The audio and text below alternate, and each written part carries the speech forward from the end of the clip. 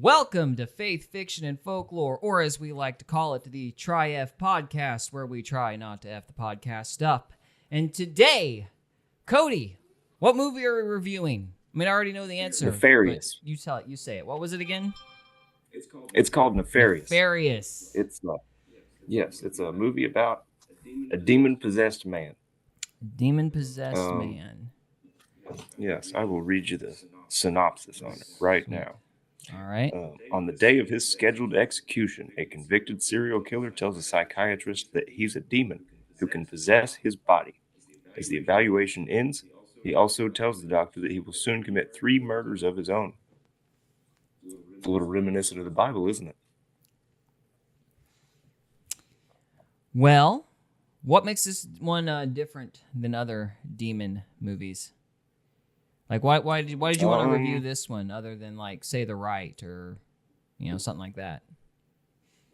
Like, what was it that stood out? I don't even know what that is. Oh, it's kind of like The Exorcist. It's only Anthony Hopkins in it, so. Yeah. So to me, this whole movie is a conversation between a psychiatrist and this guy. And to me, it's very reminiscent. Just this guy, the possessed guy, his behavior is all the things that like people like Jerry Marzinski talk about. Okay. And so like you really see a lot of those patterns in there. And the guy goes through and he tells you how demon possession works in this movie, and it's like, wow, that's really reminiscent of reality, And it's actually based on a true story. So is it? It's pretty. Yeah. Okay. Yeah, it's a crazy movie. Yeah, I remember watching it. It was very interesting. It had a lot of interest. Do you know anything about what was the details of the true story? Do you know much about that? No, I don't. Because I just watched the movie. Yeah. I did find it quite interesting. I know that we've had our own experiences of the supernatural and kind of compare notes on some of the stuff that was in there, but I would like to hear what the true story was. Trevor, do you want to pull that up, or do we need True story right here? I'm sorry? I've got it right here. It's based off of a book by Steve Deese. Okay. Some say the book is engaging, well-written, and thought-provoking. Others say the book is a must-read for those who love God. Steve Deese. Okay, Let's see. Oh, no, it says Nefarious is not based on a true story. Oh, it is not. So it's just... okay, so it's based on a book, I guess. Okay. My bad. Oh, no. I'm out here spreading disinformation. Uh-oh. Whoops. Uh-oh. We're gonna get hit by the committee of... The left is gonna hire me. That was your job application? Yeah. All right. Yeah, no. Fake news. It was, I mean, I enjoyed it. I thought it was very, you felt awful for the guy that was possessed, He didn't catch a break through that entire movie. When they didn't give him the hamburger, he had the desire for his last meal. He was like, all I want's a cheeseburger and don't mess it up. It's really important to me. And then the demon was like, yeah, don't give him a burger. Oh, man, that's rough. Yeah, it sucked.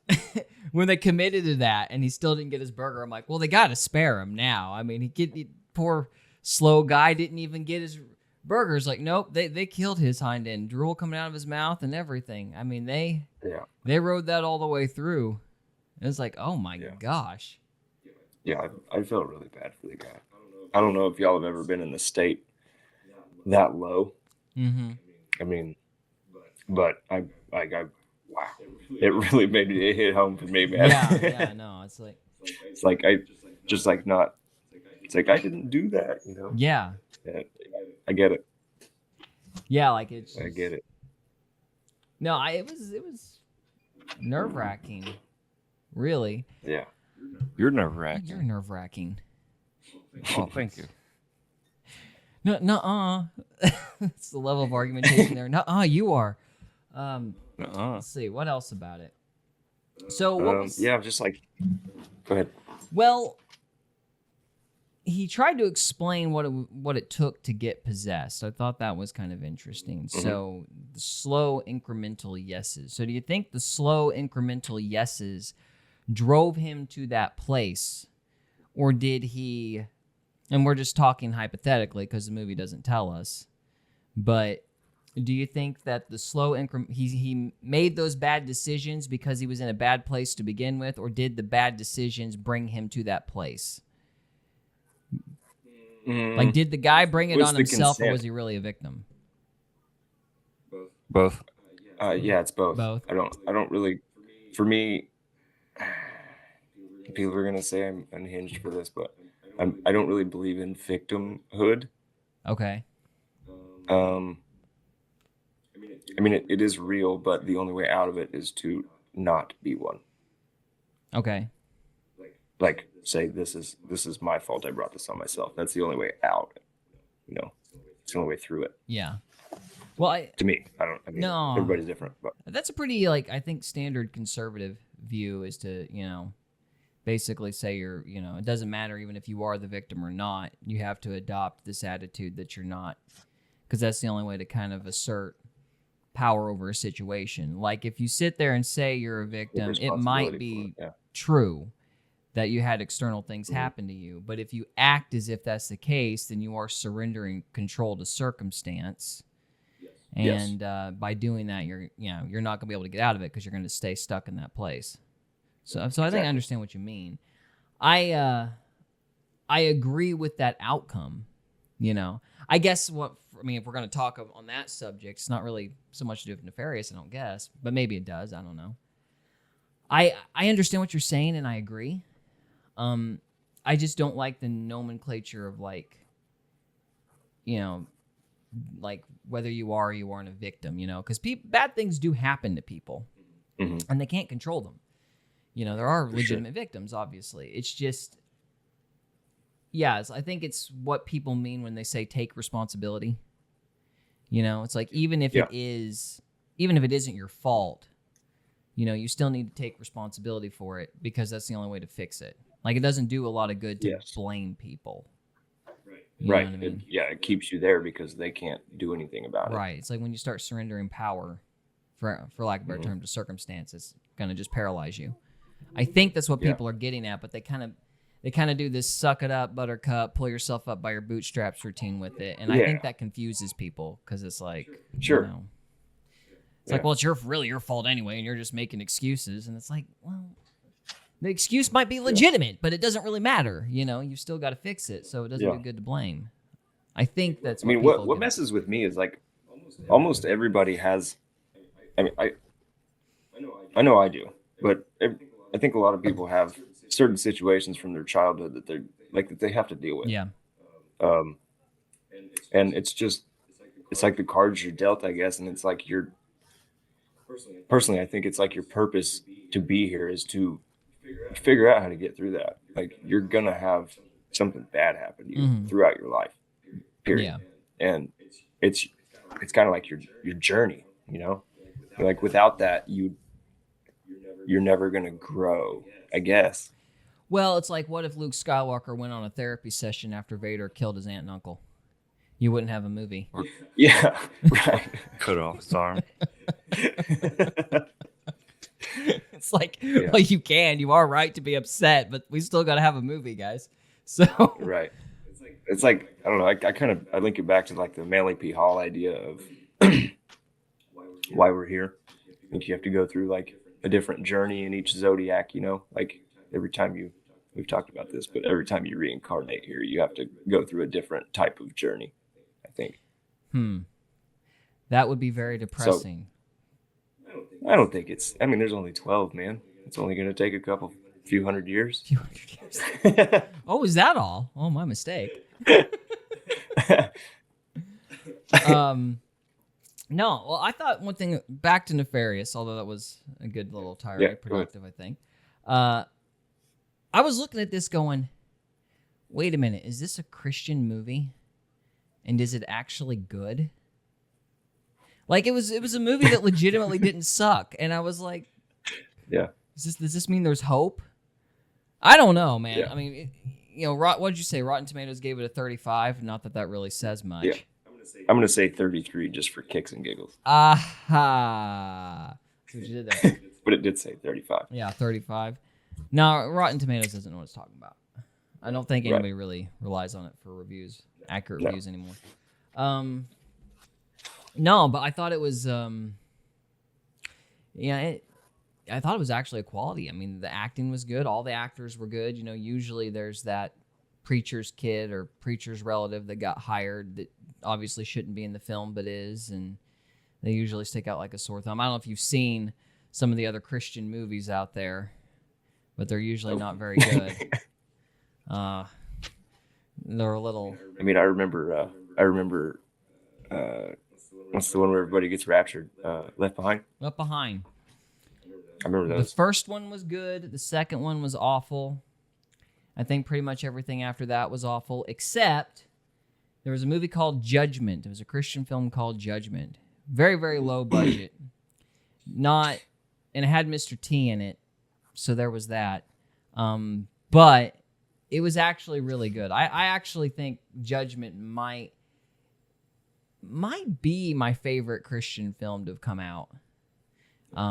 Because it had the atheist. That was a good one. Yeah, it had the atheist in it, and in the end, you know, the atheist gets converted, and he pretty much proves the Antichrist is like, you know, not the Son of God, and sacrifices himself in a dramatic way at the end. So to watch him kind of go from an atheist to a convert in a way that's believable, that was quite impressive and well done.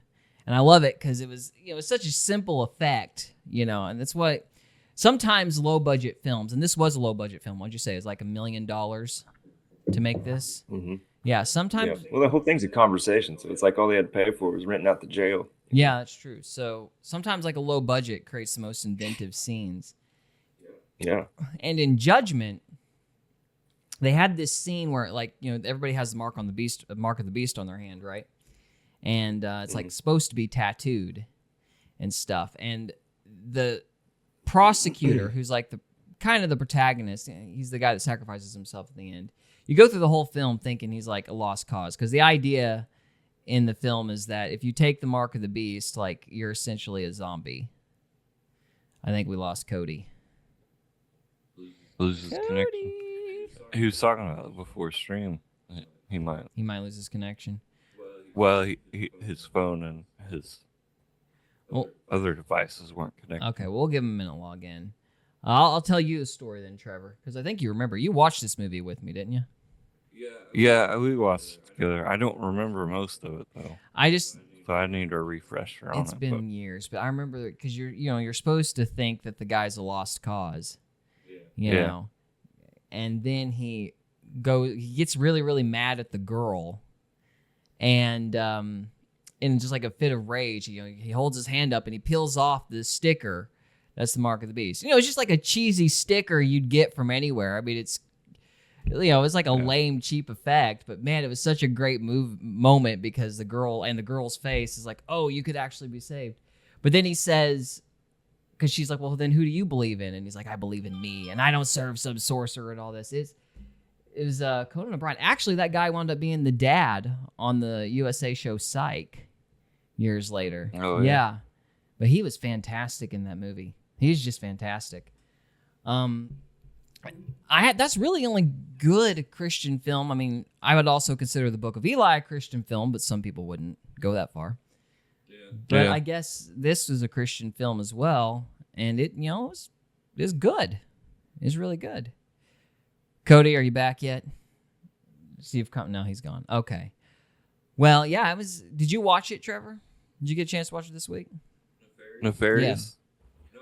No, I remember we had talked about watching a movie,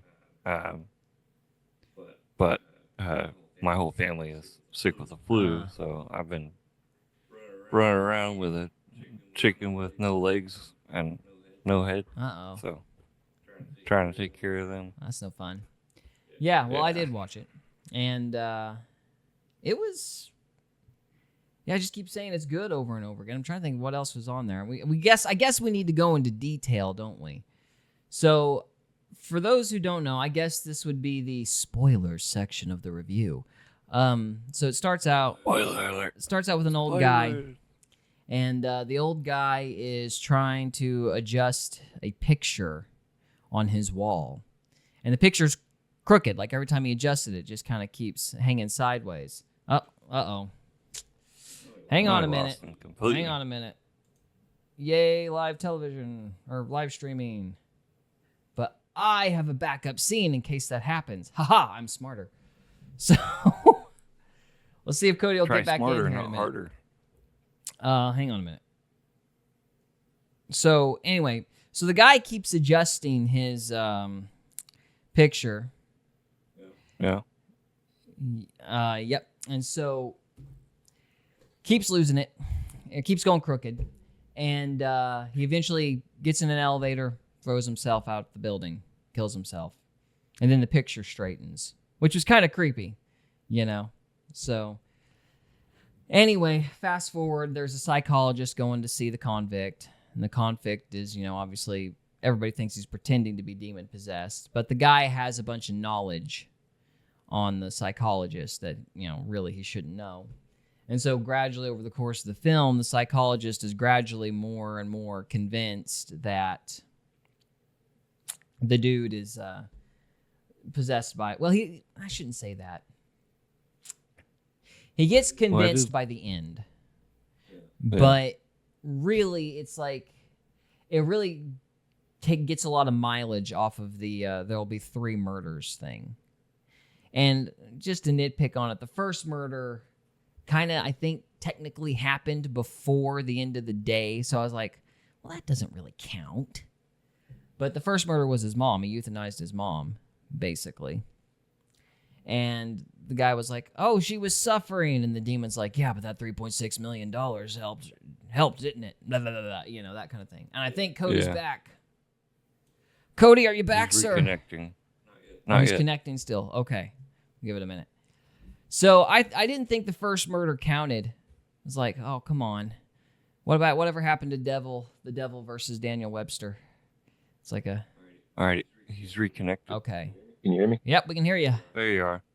Do I sound terrible? No, you sound all right. You're all right. Can you see me all right? No, we cannot see you. No video. How do I do it? Where's my camera? Are you on your phone? Yeah. Have you set up video stuff yet? I don't know what that means, bro. I just downloaded Zoom. Oh, you downloaded Zoom on your phone. Okay. You'll have to connect your camera to the app Zoom. Zoom app. It should be in settings. Yeah. Sorry, guys. My Wi-Fi just dumped on me. Well, that's all right. Technology's awful. So, it is. I mean, it's great when it works, and then when it doesn't, you want to scream at the stars. Right. You could always dump on it back. How are we on Super Chats, Trevor? We got anybody watching or commenting? Right. At the moment, we've just got one watching. Well, hello, that one Probably person. me. Thank you for It's spending probably your me. Saturday night with us professionals. So, I'm not sure how to set up the camera. It doesn't give me an option to. Wait, let me open mine real quick. yeah. It allows Zoom to access microphone, Siri search, notifications, activities. There should be a way to Should hook the be. camera up, I think. Well, it should be just where like allow, Like an allow feature. allow Zoom to access your camera.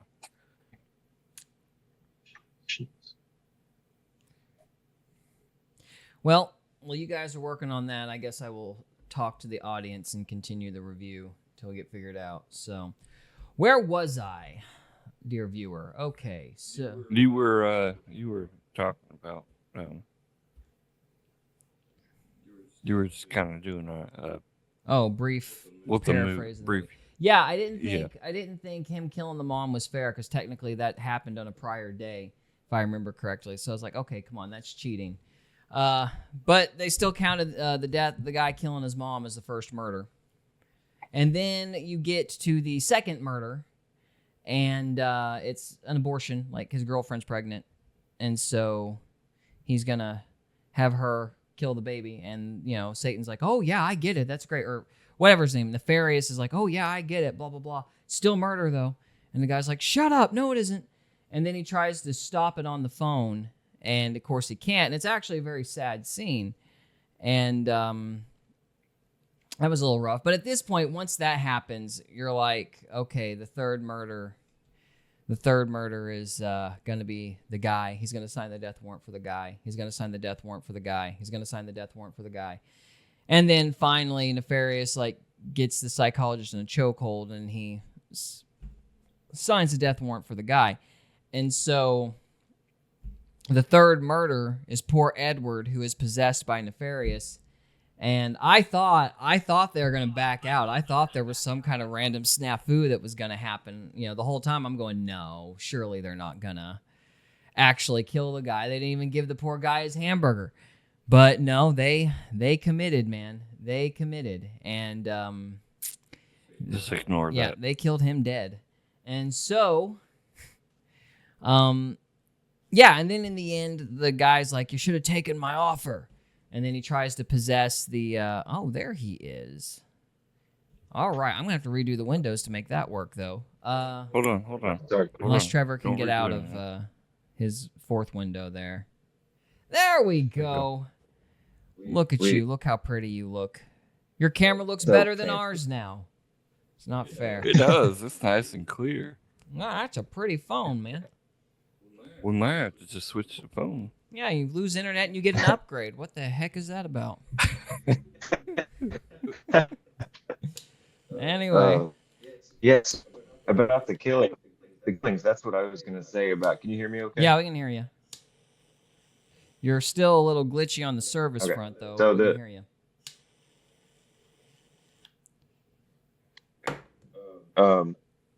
So I was going to say it's reminiscent of when Jesus says Peter's going to deny him 3 times. Mm-hmm. Oh yeah. It's so I don't know. I just kind of thought of that. But so it's not the murders. It's like how Jesus says it's not the murder you commit. It's when you do it in your heart. That's what counts. Uh-huh. Like an angry man is a murderer, that kind of thing. Yeah. So yeah. It's like just Nefarious putting that guilt on the psychiatrist. That's what kind of corrupted him. You know what I mean? Yeah. Well, I think it's like once he told him that, he started getting angry, and all these different things. And it's like the more this demon convinces him that he's a murderer, the more he believes it, and he becomes an angry person. And then his body is ripe for the picking. You know what I'm saying? Yeah, he gets himself open. Well, he actually invited the demon in at the beginning. Right. That was kind of the lawyer. Well, he thought he was impervious then, and then he corrupted himself. Yep. You're right. I liked it. Plot was a little predictable. The thing that's about this movie is the plot itself is not that interesting. It's actually the conversations and the back and forth that sell it. Like, you kind of know where it's going before it ever gets there. But, that's not really what the movie's about. The movie's about the back and forth. It's really guy talks to demon, what does the demon say? And you're right. Essentially, Satan is an accuser, and he, rightly or wrongly accuses the guy of all these things that he's doing. And eventually the guy gets angry enough and riled up enough that he's exposed or in a position where he's vulnerable to the demon, and the demon gets him. So it's a pretty good film, but its strong suit is definitely those back and forths, those conversations that he has. So is there any particular back and forth that you liked more than the others? The most thought-provoking piece of it is, like I was talking about earlier, I think it was just with you two, but the his childhood corruption. Like that seems not fair, right? It's like for a child to be corrupted like that. It doesn't seem fair, but it's like, it's just kind of, it's what we're here to do. Like, we have to work our way through whatever we've been through in our childhood. Yeah. And so it's the most unfair part of the movie, so it's the most thought-provoking to me. Gotcha. I'm a little shocked to say this. I normally, even if I agree with the politics, I don't usually like when politics get added into a film. I actually did really like the abortion back and forth because it made sense from, like, I guess, a social commentary standpoint from the conservative point of view, which is obviously what I believe. But it also made sense from, like, if a demon was going to accuse a guy, that's how he would do it.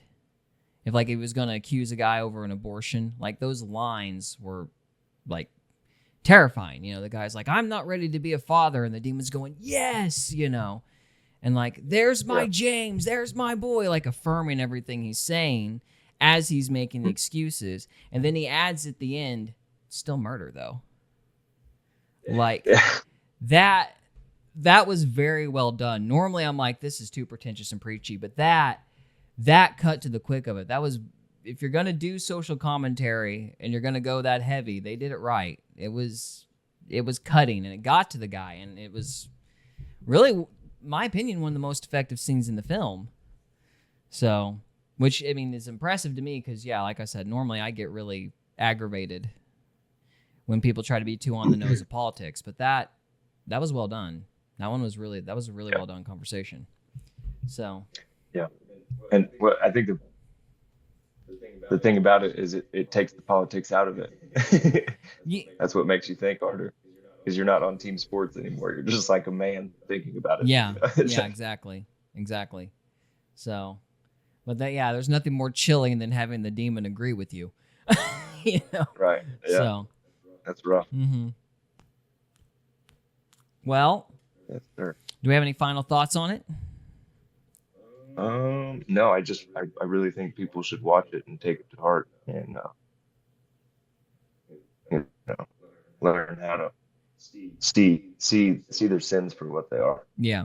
Because I mean, just like I've always thought that, like, putting, even with like the Jerry Marzinski stuff, being able to put a face to bad behavior or whatever it may be, sin. You put the face of a demon on that behavior, and it makes it a lot easier to fight. Yeah, it makes it an enemy. And so I think, this movie makes it that easier for you. Yeah. Well, it's very good. I would highly recommend Nefarious for those who are so inclined. And I think that's going to be it for part 1 of the live stream. So, Cody, you want to sign us off? Hey, everybody. I appreciate you being here. Stick around for the next section if you're watching live. If you're not watching live, start supporting us. Subscribe, like, follow, share, or super chat us if you catch a live stream.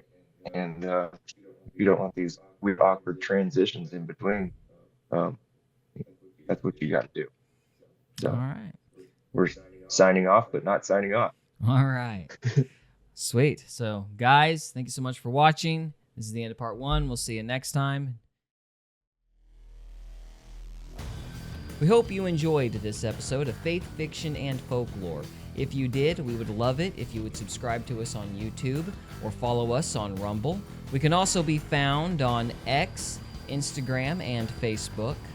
And we are available on Spotify, Apple Podcasts, Amazon Music, and iHeartRadio. Thank you again very much for listening, and we'll see you next time.